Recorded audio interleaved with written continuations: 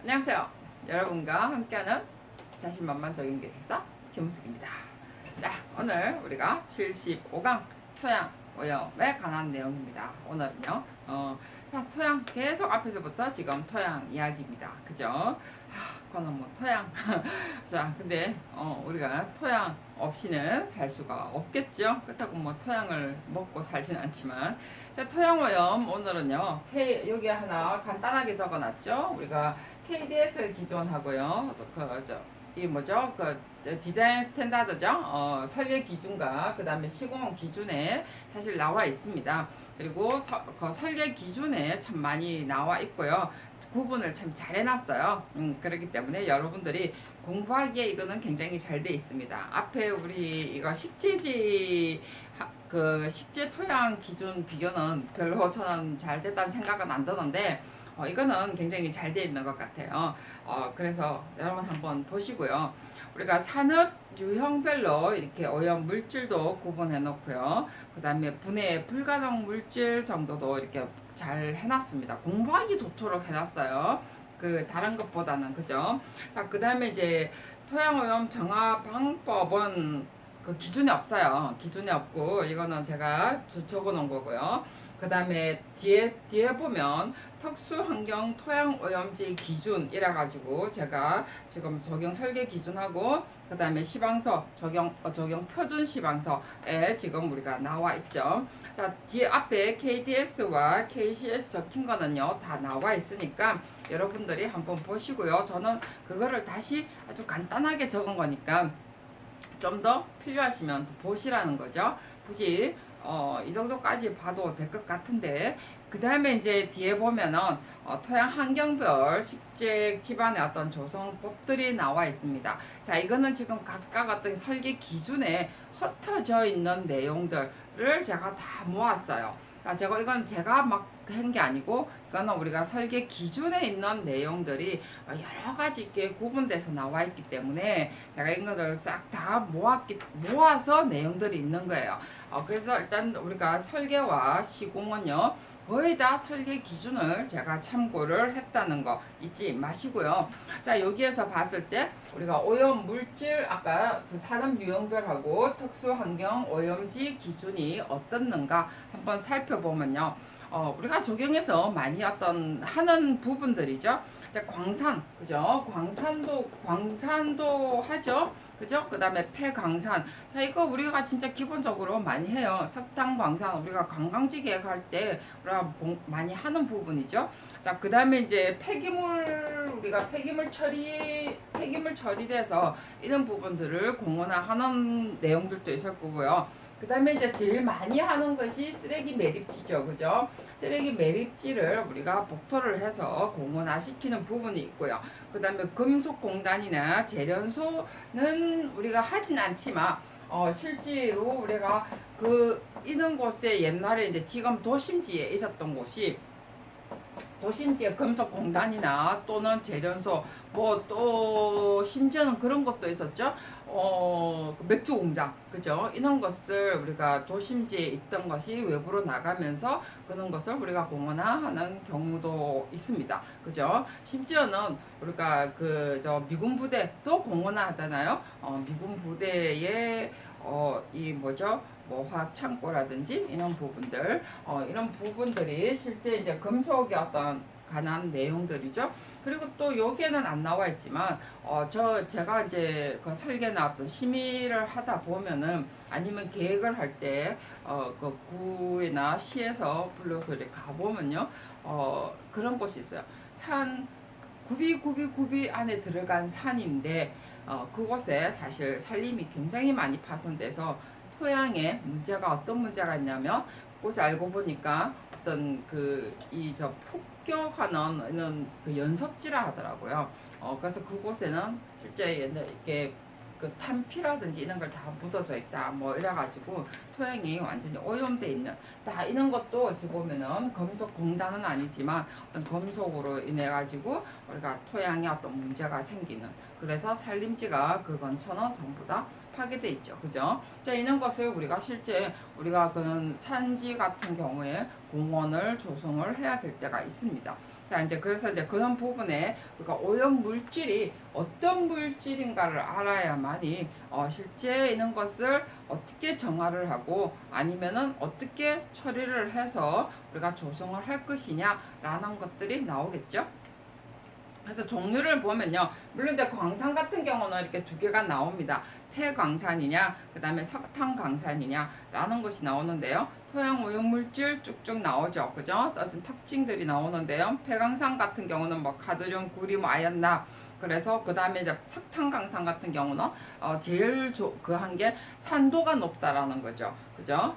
그 다음에 그 다음에 또 뒤에 폐기물 같은 경우는 건전지라든지 사실 우리가 진짜 문제 되는 것 같아요. 건전지라든지 뭐 수원이라든지 수원 같은 경우는 진짜 문제되죠. 그죠? 자, 그 다음에 이제 쓰레기 매립지 같은 경우는 NH4가 제일 문제죠. 요즘 뭐 이걸 뭐 수집, 다시 집진해서 우리가 뭐 연료로 사용을 합니다만은 그 다음에 질소 어떤 문제라든지 물론 당연히 전부 다 산도가 높습니다. 다 산성 물질이에요. 전부 다 토가 너무 강산성이죠. 그죠?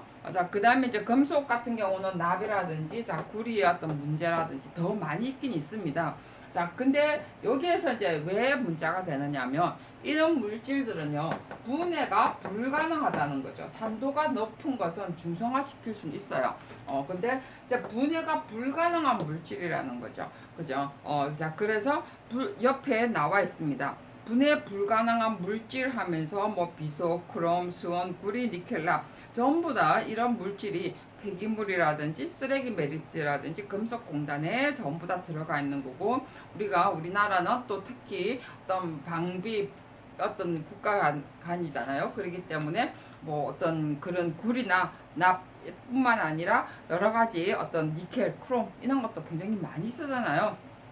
그래서 이거 전부 다 분해 불가능한 물질. 그래서 실제로 여기에서 보면은 어떤 식물 생육에 뭐 어떤 문제가 생기는 부분들이 쭉쭉쭉쭉 나옵니다. 그죠? 우리 인체에 미치는 영향도 생기고 그래서 이제 이런 것들의 뭐 영향까지는 뭐 그렇다 치더라도 다 나쁘겠죠. 어쨌든 그죠? 그래서 어쨌든 분해 불가능한 물질이라는 거 이제 이런 것을 우리가 어떻게 처리할 것이냐라는 문제예요. 실제로 자 토양 안에 그리고 물 안에 다 녹아져 있는 거죠. 그죠? 자 과연 어떻게 처리할까요?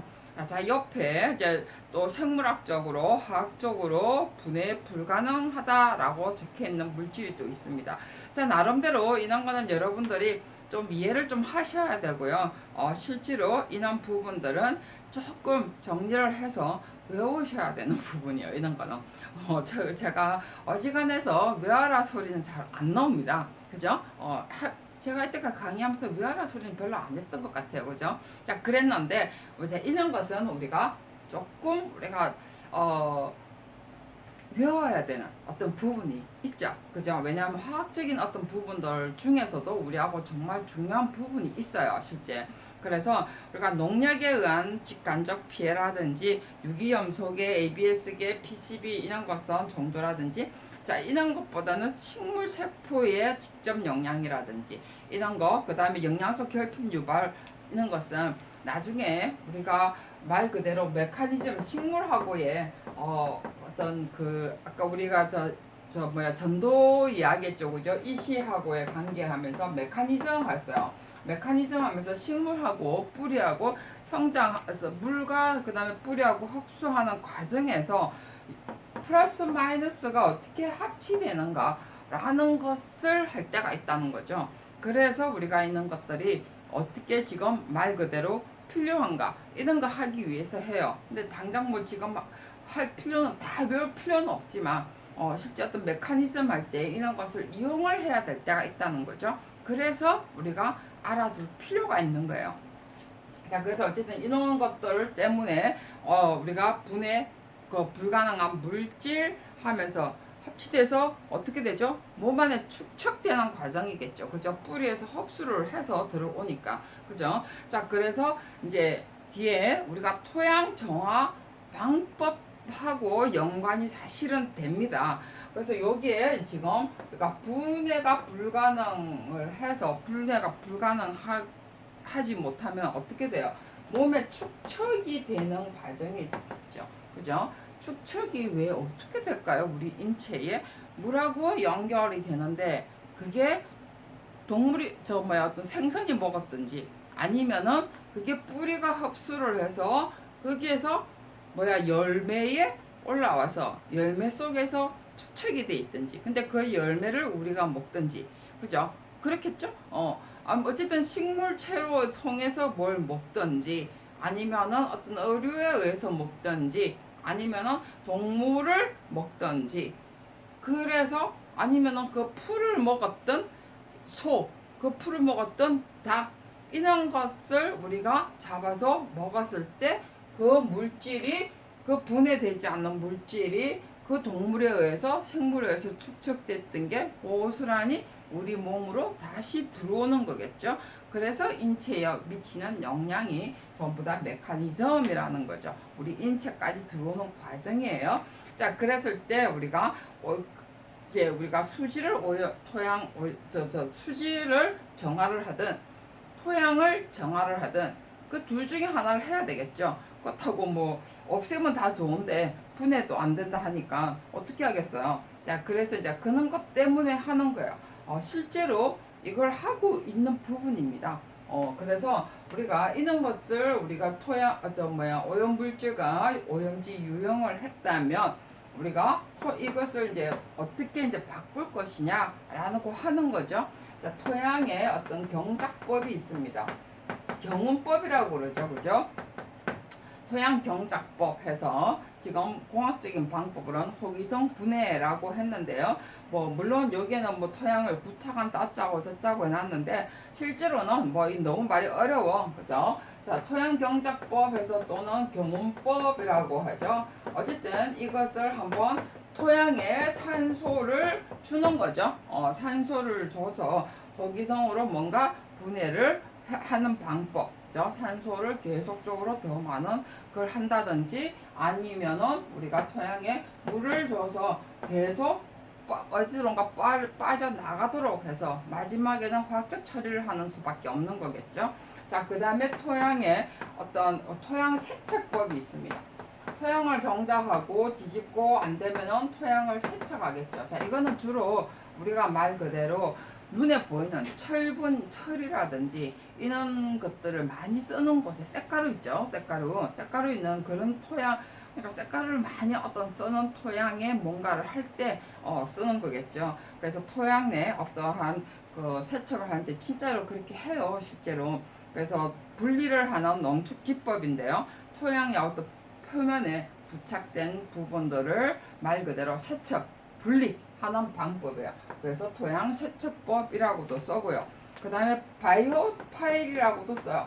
바이오 파일을 쓰는데, 자, 이거는 미생물 분해 능력을 정제시키는 방법입니다. 그래서 토양에 영양분 및 수분을 공급해서 파일을 만들어서 공기를 공급한다 이래놨는데, 실제로 바이오 파일은 돈이 많이 들어서 쓰시는 별로 않는 기법이에요. 실제 제일 많이 쓰는 것이 우리가 토양 경작법하고 그 다음에 토양 세척법 이런 것은 씁니다. 그래서 계속 흔들어서 쓰는 방법이 있고 그 다음에 진짜 말 그대로 진짜 세척을 하는 방법이 있더라고. 세척을 하더라고요, 진짜. 그 다음에 이제 더 많이 쓰는 게 동전 기법을 써요. 동전이라는 것이 동전하는 게 아니고 우리가 100원짜리 이런 동전이 아니고 전기로 이동시키는 방법이죠. 그죠? 전기로 주로 우리가 쓰레기 매립지 같은 경우라든지 임의 매립지에 많이 씁니다. 이런 것은. 그래서 여기에 보면은 이동 축출 제거법이다 이랬는데 말 그대로 전기 우리가 그래서 그 전기를 해서 전기로 플러스 마이너스를 시켜서 물질을 이동시키는 거죠. 그죠? 쫙 합치고 플러스해서 쫙 빼내는 거죠. 자, 우리는 솔직히 이런 부분들을 잘 하진 않았지만 그런 걸 여러분들은 본 적도 없고 사실 우리도 이런 걸 가가지고 본 적은 없지만 실제 이런 것을 전극을 통해서 플러스 마이너스를 해서 그거를 정말로 이동을 시키는 쓰레기 매립지 같은 경우는 정말 많이 해요. 그 다음에 우리가 이미 매립지 같은 경우도 전부 다 전곡을 이용해서 물질을 배출시켜 버리는 거죠.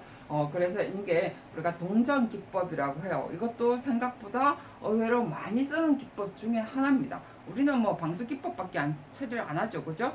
근데 토양 속에 전곡을 설치를 해서 토양 속에 하는 거예요, 그죠? 전곡을 진짜 설치를 해서 그 안에 전류를 통해서 이동을 시키는 방법. 그래서 화학적, 수리학적 변화로 우리가 유도를 시키는 방법이라는 거죠. 자, 그 다음에 이제 우리가 많이 쓰는 게 식물 재배법이죠. 그죠? 자, 식물 재배법 같은 경우는요, 여러분이 잘 아시다시피 식물을 재배하는 거죠. 자, 그랬는데 여기에는 여러 가지 방법이 있습니다. 흡수시키는 방법, 뭐 분해시키는 방법, 안정화, 정화 및 침전시키는 방법이 있는데 주로 어떨 때 많이 쓰냐면 여러분도 잘 알다시피 수질 정화를 제일 많이 시키기도 하고요. 실제 수질 재배법도 굉장히 많이 쓰는 방법 중에 하나입니다. 어떻게 쓰죠? 우리가 오염물질이 있는 곳에 우리가 벼나 뭘 심어서, 그죠? 여기에 있는 열매가 열무을 잘라내버리죠. 잘라내서 전부 다 소각시키는 방법이죠. 그죠? 이런 것들을 우리가 말 그대로 흡수시켜서 소각시키는 방법이에요. 수질 정화는 당연히 우리가 물을 깨끗이 식히는 방법, 그죠? 그 뿌리에서 흡수를 시켜서 물을 깨끗이 식히는 방법, 이런 것의 이야기고, 그 다음에 또 뭐예요? 이 하는 경우도 있고, 그 다음에 차단시키죠. 뿌리로 인해서 물질 이동을 차단시키는 것도 우리가 식물 재배 정화법의 하나입니다. 정말에서 여기에 공장지대가 옛날에 있었어요. 그죠? 공장지대가 있었고, 그 다음에 여기에 논밭이 있어요. 논밭이 있으면 중간에 어떤 그 식물을 심어서 여기에 물질 이동을 막아버린다는 거죠. 그래서 그렇게 또 차단하는 방법. 또 우리가 하나의 방법 중에 하나죠. 그리고 또 기름때 같은 경우도 마찬가지예요. 기름을 사실 흡수를 하는 그 식물이 있어요. 그런 식물을 또 흡수하는 식물, 나무한테는 안 좋겠지만 어쨌든 그런 흡수를 해서 그 다음에 밖으로 어떻게 논밭으로 못 들어오도록 하는 방법. 자, 이런 것도 전부 다 우리가 식물 재배 방법입니다. 그래서 그런 것은 기름때 어떤 분해 방법이겠죠. 그래서 우리가 식물 재배 정화법도 굉장히 많이 쓰는 방법 중에 하나죠. 아주 빠른 시간 내에. 그래서 실제로 우리가 어딜 가도요, 세계 어딜 가도 사실 토양 어떤 세척법 이런 것보다는 어떤 무슨 특별한 어떤 그것도 있겠죠. 뭐 철분을 많이 쓰는 곳에 토양 세척법을 쓰는 어떤 경제적인 방법도 있겠지만 식물 재배 정화법은 굉장히 많이 연구되고 있고 많이 사용하는 방법 중에 하나입니다. 그래서 여러 가지 식물 재배 방법도 아까처럼 제거하고 흡수하고 분해시키는 방법, 안정화하는 기법. 그래서 여러 가지 방법, 식물을 이용해서 여러 가지 방법, 장소와 어떤 곳에 따라서 오염 물질에 따라서 식물 재배하는 어떤 방법, 그다음에 이 방법뿐만 아니라 어디다 어떻게 심을 것이냐, 어떤 종류를 심을 것이냐, 이런 것도 많이 연구되어 있으니까 여러분들이 이거는 부분들은 좀 더 깊게 보시고요. 토양 경작법, 그 다음에 토양 세척법, 동정 기법 이런 것도 많이 사용한다는 거 잊지 마시고, 이런 부분들은 조금 더 신경 써서 여러분들이 더 많은 내용들을 좀 찾으셔서 공부를 좀 하시기 바랍니다. 자, 다음 시간에 특수 환경 오염지에 관한 내용하고요. 자, 이는 그 다음에 우리가 식재 기반 조성법 중에서도 우리가 토양 개량에 관한 내용. 자, 이제 꼭 우리가 이런 정화 방법뿐만이 아니라 토양을 개량하는 방법도 있겠죠, 그죠? 토양 개량에 관한 방법하고 멀칭을 함으로 해서 토양을 비옥을 시키는 방법. 자, 이런 것을 지금 계속 토양하고 관계되는 부분하고 지금 설명을 하고 있습니다. 그죠? 자, 여러분 내용들 조금 살펴보시고요. 전부 다 토양과 식재와의 관계고 토양 오염을 정화시키는 방법이라는 거 여러분들이 아시고 공부를 좀 하시기 바랍니다. 다음 시간에 만나 뵙도록 하겠습니다.